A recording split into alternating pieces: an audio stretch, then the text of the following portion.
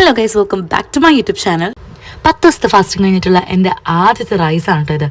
തോരൻ കറിയും കുക്കുംബറും പിന്നെ കുറച്ച് എന്തൊക്കെയൊക്കെ എനിക്കറിയില്ല കേട്ടോ, പിന്നെ വെണ്ടയ്ക്കൊക്കെ ഉണ്ടായിരുന്നു. അത് കൂട്ടി നല്ല പിടി പിടിച്ചു. 11 മണിക്കോട്ടോ ഇത് കഴിച്ചത്.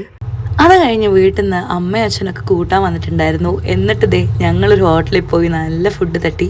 വൈകിട്ട് 4 മണിയായിരുന്നു. നല്ല വിശപ്പുണ്ടായിരുന്നു.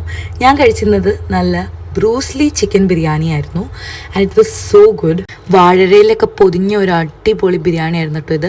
ആൻഡ് ഇതിന് പ്രത്യേകത എന്താ വെച്ചാൽ ഇതിൽ ചിക്കൻ 65 ആയിരുന്നു നമുക്ക് ബിരിയാണീൻ്റെ ചിക്കനായിട്ട് കിട്ടിയിട്ടുണ്ടായിരുന്നത്. And it was so good, like നല്ല ജ്യൂസി ആയിരുന്നു. അങ്ങനെ ബിരിയാണി കഴിച്ചൊരു സൈഡ് ആയപ്പോഴത്തേക്കും ഞങ്ങൾ കിഴി പൊറോട്ട വാങ്ങിയിട്ടുണ്ടായിരുന്നു. അതൊന്ന് ട്രൈ ചെയ്യാൻ വിചാരിച്ചു.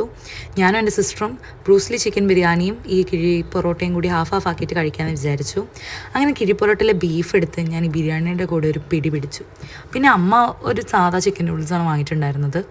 സോ അതെനിക്ക് വലിയ ഇഷ്ടമൊന്നും ആയില്ല. ഒരു സാധാ ടേസ്റ്റ് ആയിരുന്നു ആസ് യൂഷ്വൽ.